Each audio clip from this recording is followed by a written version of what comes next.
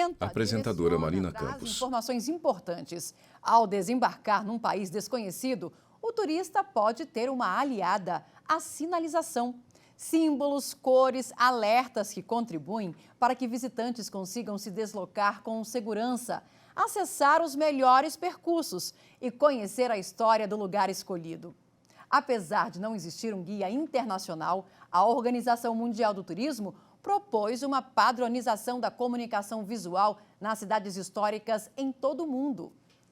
Na Espanha, além das placas, o turista tem que olhar para o chão para ter mais informações. A Juliana Bezerra é guia em Madrid e vai explicar melhor isso. Juliana, mostra pra gente como funciona aí. Globo terrestre. Imagem se aproxima da Espanha na Europa. Indicação pontiaguda em Madrid, Espanha.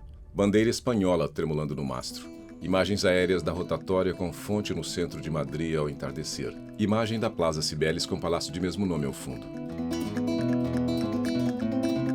Olá, gente. Juliana Bezerra, historiadora e guia turística. Eu sou professora de História formada pela PUC do Rio. Sou guia de turismo aqui em Madrid há 10 anos e vou mostrar essa cidade linda para vocês e também falar das informação turística que você pode encontrar por toda a cidade de Madrid. Imagem aérea do monumental Palácio Real em branco. E alguns pontos da cidade de Madrid, não todos, como por exemplo, no Jardim do Oriente, onde existem a estátua de Felipe IV, nós podemos ver algumas explicações aqui, colocadas pela Prefeitura de Madrid, que fala que essa estátua, por exemplo, de Felipe IV, foi feita por Pietro Tacca em 1640, com o assessoramento e auxílio de nada mais nada menos que Galileu Galilei. Aqui Juliana Bezerra, historiadora e guia turística. Onde você menos espera. Por exemplo, aqui nós estamos na Praça do Oriente, frente ao Palácio Real. Mas onde descobrir mais informações sobre essa praça? Temos aqui olhar para baixo, porque essa praça aqui foi criada por ordem de José I, José Bonaparte, quando ele foi rei da Espanha. Também aqui, na parede ao lado, a gente pode colocar uma informação mais detalhada sobre a construção e também sobre a paisagem da Praça do Oriente.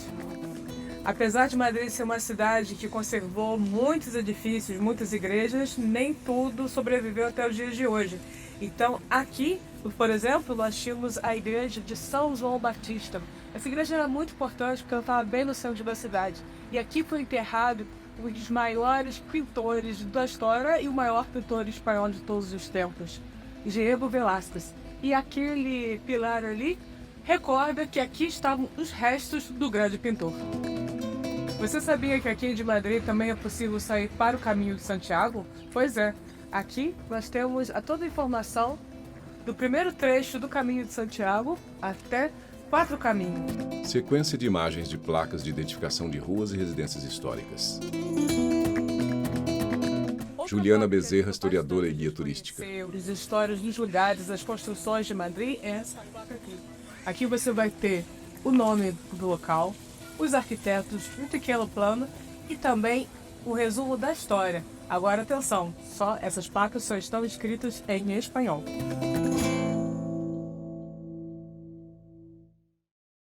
E para falar sobre esse Apresentadora assunto, Marina a Campos. socióloga Marutka Mesh, ela é diretora e professora do Centro de Excelência em Turismo da Universidade de Brasília. Maruska, seja bem-vinda ao nosso programa. Para quem está visitando um país e para o próprio país que depende do turismo, a sinalização turística, essa sinalização para o turista é muito importante e assim, essencial para a cidade também, né? Olá, com certeza, né? A sinalização turística ela faz Marutka Moesk, diretora Centro de do Excelência em processo Turismo que eu UNB. digo de acolhimento ao visitante para um lugar que ele desconhece, seja esse lugar, né, do seu entorno, vamos dizer, do seu próprio país, da sua região, e principalmente a um país estrangeiro, o qual ele está visitando pela primeira vez. No nosso caso, do Brasil, essa organização Vinheta de da transição. sinalização turística, ela é uma orientação que tem como princípio básico a comunicação. Comunicar, né, através de um conjunto de placas de sinalização sobre aquele lugar. Agora, a sinalização, essa informação ao turista, é um direito dele? E a gente pode considerar aí a Europa e os países, essas cidades turísticas, como referência? Com certeza. Marutzka Moeski, diretora Centro de Excelência em Turismo UNB. Diga que é obrigatório. O que nós temos, na verdade, é um consenso de que nenhum lugar que não tenha, que tenha interesse, né, turístico, ele vai ser conhecido se não houver como sinalizar a chegada, o acesso a esse lugar.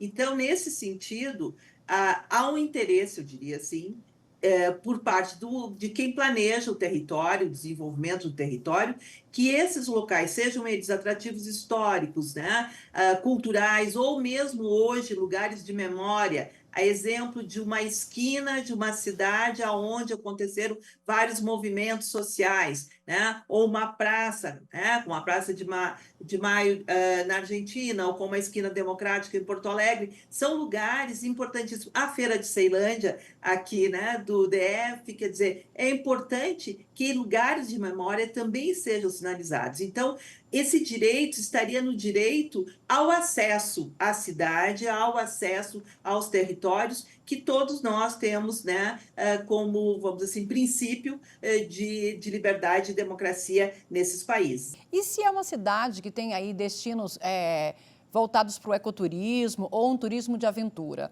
a sinalização pode ser também determinante, né? Ela pode indicar aí como que vai ser, inclusive, esse passeio e essa aventura.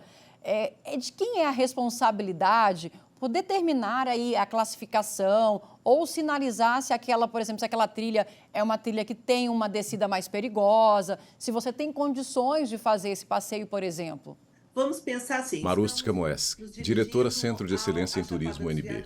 Ao Parque Nacional. E vamos lá dentro ter trilhas, certo? Então, aí a responsabilidade da sinalização passa a ser de quem está ou na gestão do bem público, né? Ou o do poder público municipal, estadual ou federal, dependendo da instância desse território. E é importante nessa trilha, principalmente as trilhas, né, consideradas trilhas de meio ambiente ou de ecoturismo, que nós tenhamos a identificação da quilometragem, quer dizer, quantos quilômetros ou quantos metros é aquela trilha, que nós tenhamos a identificação do grau de dificuldade. Se é um baixo grau de dificuldade, então pessoas que têm algum tipo de dificuldade de acessibilidade podem fazê-la. Se é médio ou alto, que são os 3 padrões, pode-se incluir ali, deve-se incluir melhor, os cuidados, tipo assim, não deve-se fumar, jogar pituca de cigarro, porque pode ocasionar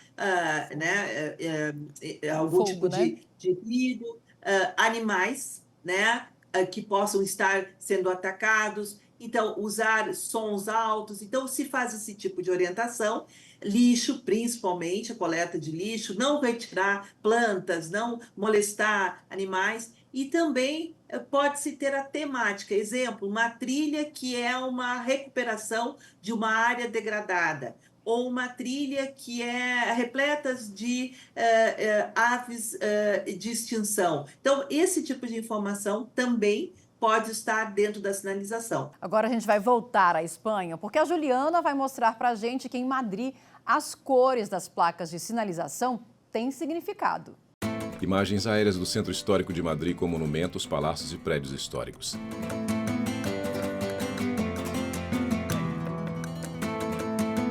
Aqui nós estamos no Parque Juliana Bezerra, historiadora e guia turística. que foi muito conhecido por abrigar muitos escritores do século XVII. E toda essa rua aqui, a Calle de las Huertas, está cheia de citações de literatos, de poesia, desses escritores que moraram aqui. E uma coisa que sempre me salva quando eu estou com meus clientes são essas placas aqui. Porque aqui nós temos a citação do Don Quixote e aqui nós temos uma biografia justamente de Miguel de Cervantes, que faleceu neste barco.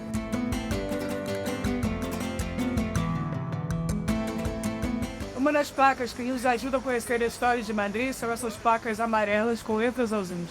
Elas indicam o Hotel Florida, que foi muito importante durante a Guerra Civil Espanhola, porque vários artistas, vários jornalistas, inclusive o escritor Ernest Hemingway, ficaram hospedados aqui. Por outro lado, as placas azuis com letras amarelas indicam as pessoas que foram assassinadas Vinheta de infelizmente transição. durante o tempo do terrorismo brasileiro. E finalmente nós temos essas placas brancas com letras azuis que indicam a memória afetiva da cidade, como por exemplo a lanchonete Rodilha, que foi inaugurada em Madrid em 1939 e até hoje faz muito sucesso entre madrilenhos e turistas.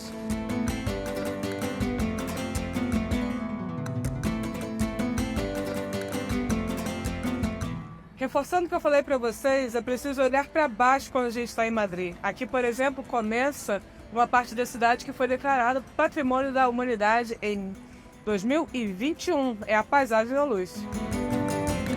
E claro, como toda cidade grande, turística, ou em qualquer outra capital também europeia, existem os postos ali, você pode perguntar e consultar qualquer dúvida. Aqui, por exemplo, no Centro de Madrid, na Porta do Sol, a gente tem o escritório de informação turística para vocês. Professora, a gente Apresentadora Marina Campos. Das cores nas placas lá em Madrid. A Organização Mundial do Turismo fez um documento orientando os países em todo o mundo sobre a sinalização. O que ele diz? Essa documentação... Marutska Moeski, diretora Centro de Excelência em Turismo UNB. Esse guia orientador é justamente muito mais em cima dos símbolos, né? Ou seja, que aqueles símbolos sejam universais, que se utilizem em todos os lugares o mesmo símbolo. Por exemplo, se nós vamos falar de turismo religioso e ali nós temos, né, uma rota de turismo religioso ou um tipo de procissão, nós vamos usar um símbolo universal, que é um pictograma que responde a turismo religioso ou obra religiosa. Se tivermos um museu, vai ser um símbolo igual no Brasil ou vai ser um símbolo igual em Portugal. Só que a Organização Mundial do Turismo, ela orienta, ela não obriga, não é uma questão realmente de obrigatoriedade. Então, se nós quisermos ter um turismo que também tem essa universalização do acesso e do entendimento, principalmente para o turista estrangeiro, é interessante que a gente adeque às nossas placas, né, ou totens, ou outras formas de sinalização, os mesmos ícones, porque isso facilita com certeza a comunicação daquilo que nós queremos, né, dar como acesso. É verdade. Vamos fazer agora um breve intervalo e a gente volta já já. Vinheta de transição. Estamos apresentando Como Funciona Aí. Vinheta de transição no centro Como Funciona Aí. O Como Funciona Aí está de Apresentadora volta. Marina Espanha, Campos. a gente desembarca em Portugal para mostrar que na hora de turistar, seja a pé ou de carro, o turista precisa também entender o significado de outras placas, como de trânsito, e para a segurança dele. O João é guia turístico na cidade portuguesa de Cascais e vai contar algumas curiosidades da sinalização de lá. É com você, João. Globo terrestre. Imagem se aproxima de Portugal, na Europa. Indicação pontiaguda em Cascais, Portugal. Bandeira portuguesa tremulando no mastro. Imagem aérea de orla marítima de Cascais e do farol Cabo da Roca.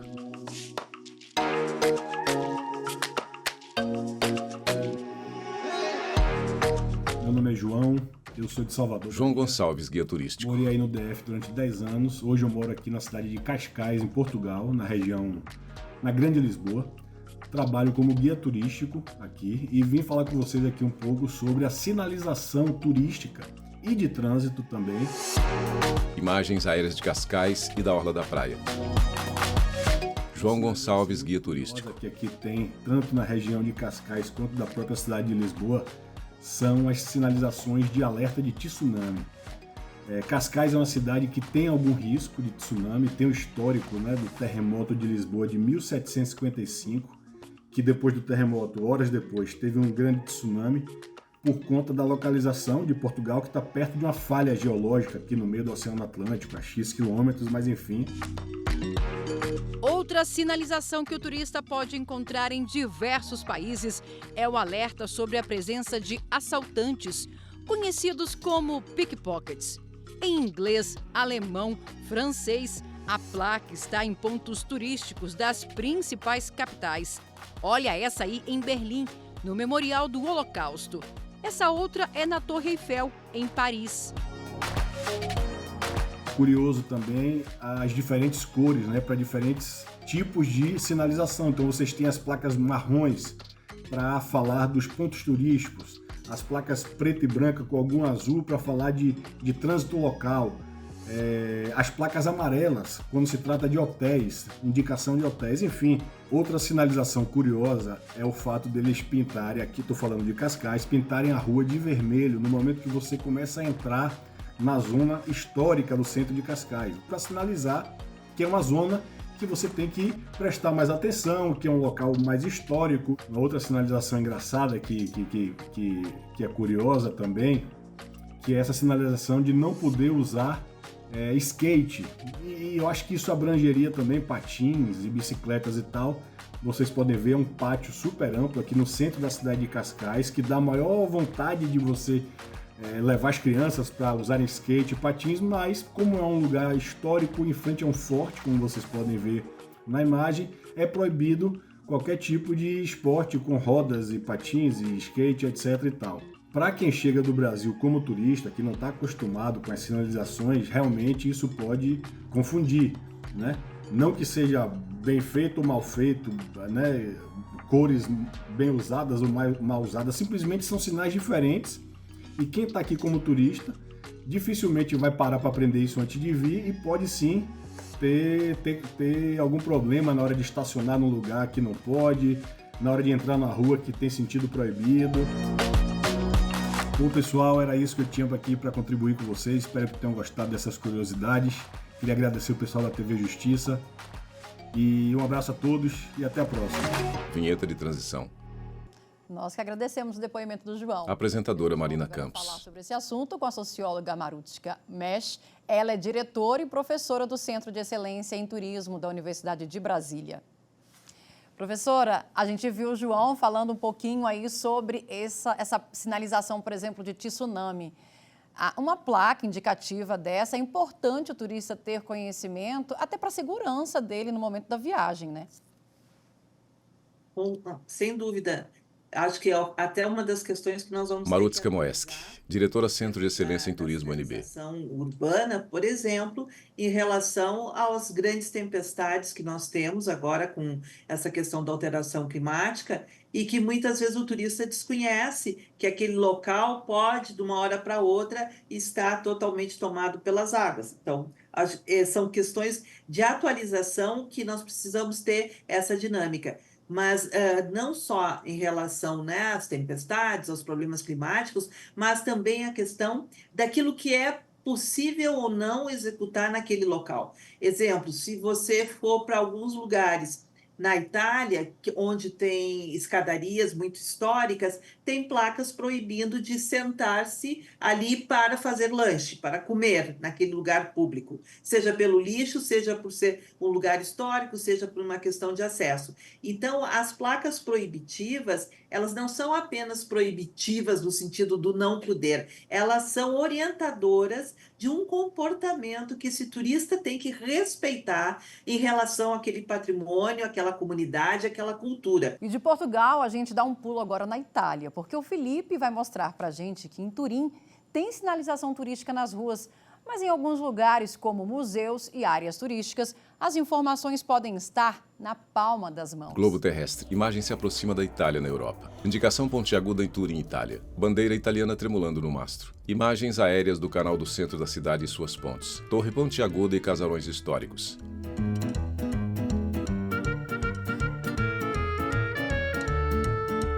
Sou Felipe Avancini, mais conhecido como Rei Negro nas redes sociais. Venho diretamente de Felipe Avancini, influenciador digital. Como é você turistar, como que é você se locomover, como que é as placas. Para você que vai vir turistar aqui em Torino, deixa eu falar, Torino é muito bem sinalizado, tem as placas, tem onde você pode ou não pode entrar com o carro. Falando em carro, deixa eu já dar uma dica para você. Eu recomendo você não vir turistar de carro. Pode alugar um carro para dar uma volta para a cidade, legal. Mas, por exemplo, para você encontrar estacionamento é difícil, é complicado e leva muito risco de você levar multa. Uma outra coisa que é super legal, em Torino, de 100 em 100 metros numa via, você vai encontrar esses painéis aqui informativos. Então aqui você encontra tudo. Embaixo tem os sites para vocês poderem acessar, tem QR Code para você acessar e cair diretamente no portfólio da Comune, né, do governo italiano ou da cidade. E é isso, super legal, super indico vocês sempre estarem lendo, né? Uma outra coisa aqui que eu posso falar para vocês, que com o tempo, o trabalho de guia turístico, que é um trabalho que eu acompanho muito e eu admiro muito, vai ficar um pouco mais escasso, porque na internet você acha tudo. Você vem no Google aqui, você sabe a história de tudo. Aí você vai no museu hoje, não precisa mais ter uma pessoa te explicando tudo. Você vai, entra na frequência no site do museu, você vai contactar o Bluetooth no seu fone de ouvido. Muitas das vezes eles fornecem um fone de ouvido, mas você pode utilizar o seu. Então você entra lá, vai selecionar a língua que você quer escutar. Então cada lugar que você vai passando, no fone de ouvido vai te orientando. Vocês podem até me criticar, mas eu não sei porquê. A Itália fala italiano, mas as placas de pare estão em inglês. Então você que sabe, me responda aí. Coloca aí no TV Justiça o porquê que tem as placas em stop. Me fala. Vinheta de transição. Professora, vamos Apresentadora Marina responder aí Campos. o Felipe, por que a placa na Itália está em inglês? O stop é universal. Marutzka Moeski, diretora Centro de Excelência em Turismo, UNB. Que isso é importante para nós termos a questão da visibilidade, as placas, os designers de tudo que for um círculo, que for de forma redonda, o olhar se prende mais. Então, vocês veem que ela é redonda e tem um stop. O inglês é uma língua... Marutzka Moeski, diretora Centro de Excelência em Turismo, UNB. Pelo menos para o Ocidente e, vamos assim, nas estratégias de turismo ou de acesso, acaba que o inglês é sempre a segunda língua de um país. Em relação ao stop, eu acredito que é isso mesmo, que é o cuidado, porque é algo que chama, que todo mundo consegue ler, e deve ser numa via de movimento mais acentuado, onde as pessoas estão mais distraídas, então está ali. Então, acredito que seja nesse sentido, mas é muito da característica do universal. O stop é uma palavra que é fácil, todo mundo conhece, sabe que tem que parar e chamar atenção. Respondido. Agora, a gente viu também o Felipe falando sobre o uso de QR Code, áudio Bluetooth dentro do museu. A senhora acredita que essa tecnologia pode substituir aí a informação que a gente costuma ver de uma placa física indicativa de sinalização turística? Eu acredito que isso vai conviver, não vai se substituir, porque nós temos que pensar que a linguagem de um QR Code, ela também tem que ter um acesso, um conhecimento para o seu acesso. Tem que ter um bom equipamento, tem que ter uma internet de qualidade. Nem sempre você, no exterior, com um telefone próprio, tem esse tipo de acesso. Então, é importante que nós tenhamos as duas formas. Principalmente por quê? Porque esse mobiliário urbano, ele educa a população. Eu lembro que muitas vezes, eu sou do Sul, lá de Porto Alegre, que nós trabalhávamos do lado de um forte, de um prédio histórico militar, e que só num determinado governo do município, o prefeito, por ser o professor de história, disse: olha, nós temos que demarcar o início da Revolução de 30. Essa revolução está aqui nesse prédio militar, que é desconhecido da população. Então, imagina quantas pessoas, quantas gerações passaram pelaquele local e desconheciam que ali iniciou a Revolução de 1930 no Brasil, que foi tão importante, enfim. E essa questão é educativa. Então, a educação patrimonial, por isso que inclusive o nosso código, os princípios dessa orientação também são norteados e é um... portal.ifam.gov.br.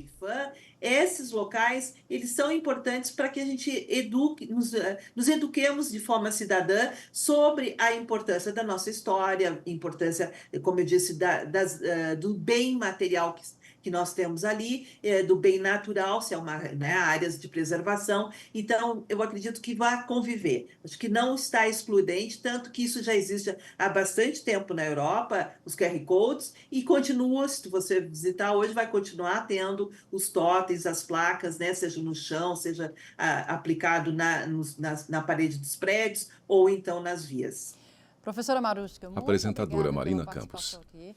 E a gente fica por aqui preparando a nossa próxima viagem. Siga a gente nas nossas redes sociais. Estamos no YouTube, no Instagram, no Twitter e no Spotify. É só digitar @Rádio e TV Justiça que você encontra tudo lá. Até a próxima. Créditos finais. Direção Diogo Ramos. Produção Lívia Faria. Apresentação Marina Campos. Edição de texto Marina Campos. Cabelo e maquiagem Kelly Realidade. Assistência de estúdio Emerson Oliveira, Joel Ribeiro e Sávio William. Operação de TP Ricardo da Costa. Iluminação Ítalo Cândido. Operação de áudio Anderson Oliveira. Operação de sistemas Orlando Filho. Edição de pós-produção Paulo Mendonça. Videografismo Leonardo Veloso. Núcleo de programação Rosa Vazen. Núcleo técnico Fábio Guedes. Núcleo de produção de programas Flávia Soledade. Supervisão Coordenadoria de Gestão da TV e Rádio Justiça, Secretaria de Comunicação Social, STF. Realização TV Justiça 2024.